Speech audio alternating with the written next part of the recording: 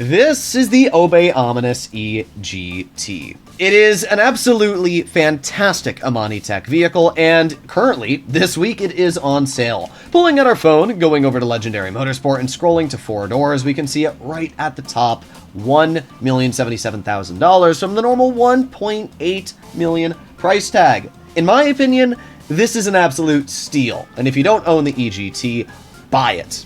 In today's video, I'll be showcasing its capabilities, top speed, and why it is such a strong Amani-Tech vehicle. I actually believe that this is probably one of the top 3 Amani-Tech cars, right up there next to the Virtue, and as well, the Buffalo STX. So let's start off with armor. Obviously, we got the basic upgrades. We got armor plating, which is really nice. I'm glad this is one of those Amani-Tech vehicles that doesn't just have the mine, and that's it. We have brakes, so let's do that. We have bumper options. There's actually a decent amount of customization for this car. I really like the carbon bumpers, so that's what I'm going to go with. We obviously have some rear bumper designs as well. We can do a carbon race diffuser. Honestly, there's not too much here. I guess we'll just go with the carbon. Looks pretty nice. Okay, we got engine options. We got some fenders. We can see that it just adds little vents. We'll just do carbon. Why not? We'll make our vehicle all carbon. We can do, ooh, but I kind of like the paint there. That looks kind of nice. Let's do a primary grille insert. I really like that. And then I'm not going to do a carbon hood. I don't think that's my favorite. Now you got an option between remote control unit and missile lock-on jammer. Obviously, missile lock-on jammer is usually the better choice, just because of the fact it allows you to, stop getting homed on. It's insane.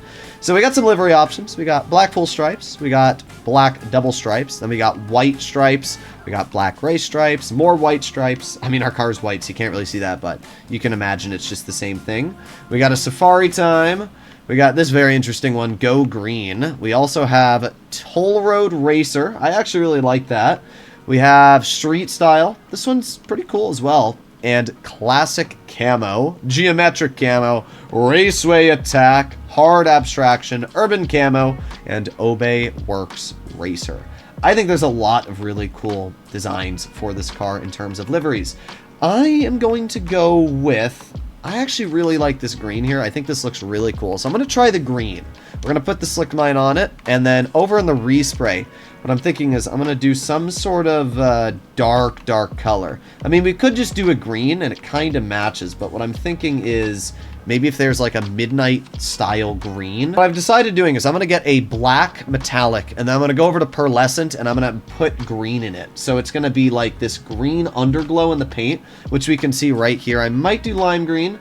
But, ooh, you know what? It's very tricky. I'm going to go with bright green. I think that looks really good. So we got this bright green throughout the whole back of the car, paired with this really cool livery itself. I actually really like that. Now, we do have some secondary options. We can see that that's obviously on the, honestly nothing, to be honest. We can take a better look here and do like ice white, but yeah, there's not much that actually gets changed. So for now, we'll just, I'll stick with white. I think that looks pretty good. Not going to do a crew emblem. We got some roof options. Not too much though in terms of the roof. I'm just going to go for the Vortex generators. We have some skirts. Again, not really much in skirts. We'll just do a carbon. We have some spoiler options. We got the Endurance Racer Wing. We got the high level wing, the GT. I actually think that looks really cool, the race wing there. We got Drift Wing, Street Wing, Tuner Wing, and Roof Spoiler. I might go with this kind of funky race wing. I kind of like that, so that's what we're going to go with. Let's lower the suspension. We are going to go to wheel type, high end. I know not everybody loves my choice, but I'm going to stick with the Heifer. Then we got bulletproof tires, and let's tint those windows, and there you go. Our Amani-Tech vehicle is fully upgraded. Let's take a look at it here, and I actually think this looks amazing. Let's get a better view of it outside. Obviously, inside the building here, kind of mediocre lighting, so let's go outside. I don't know why my GTA is lagging so much, but it looks like it's running fine now.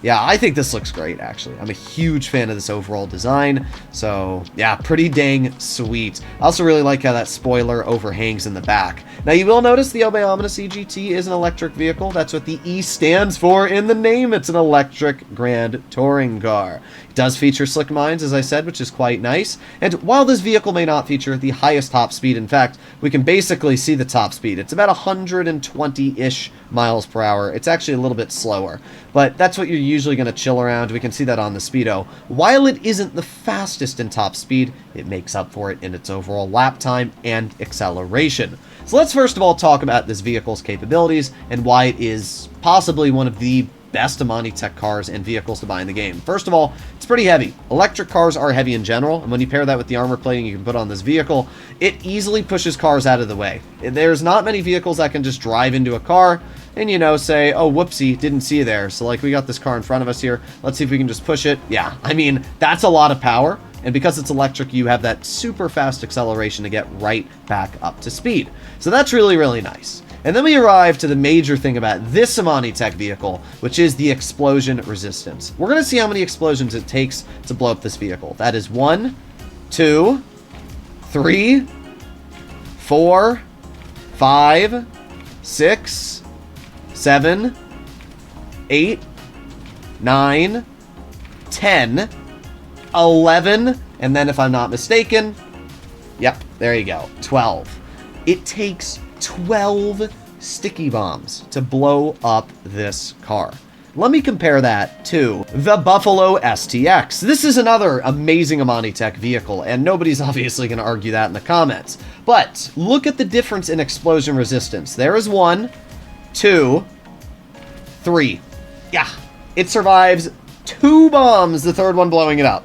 It's not even close. It is 3 times the explosion resistance for the Obey Omnis E GT. And when you pair that with the fact that this vehicle also features a missile lock-on jammer, it is almost impossible to destroy this vehicle. I made a video in the past talking about why I basically think the Insurgent and Insurgent Pickup Custom are useless when you compare it to this vehicle, because sure, this Amani Tech car, compared to something like the Buffalo STX, does not feature bulletproof glass, and we can see that right here. A single shot will go right through.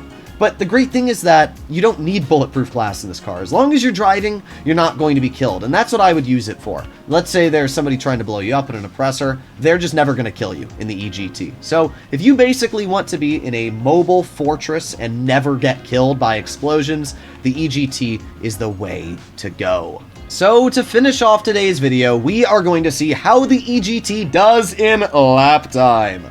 I have a feeling it's not going to be the best, but it's also going to be pretty respectable. So we got the stopwatch going. I have no clue how fast we're going to complete this lap because I'm going to take a look after the recording, but I usually like to be surprised on how fast a vehicle does because I think it's just much more fun to guess how good a vehicle feels and the overall lap that I'm getting.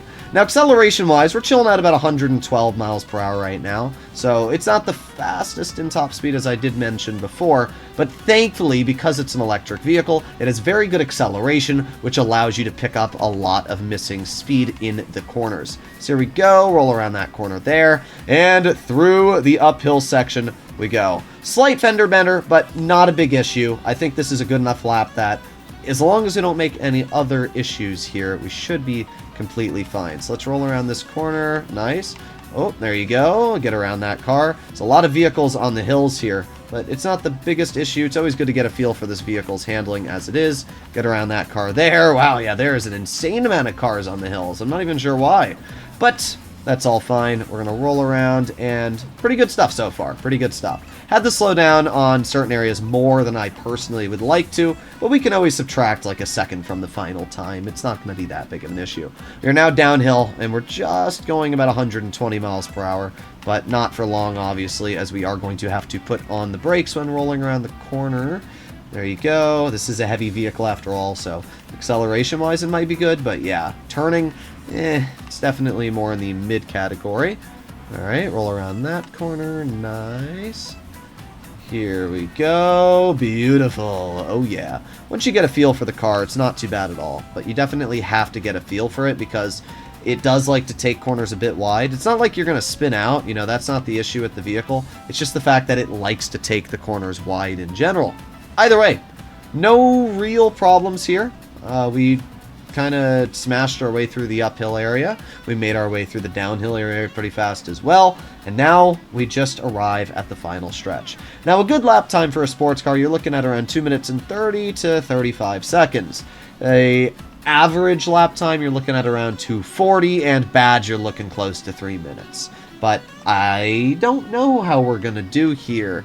So let's roll into this area, slow down a little bit, and we're going to pull around this corner here, and nice, nice, nice. Stop the clock.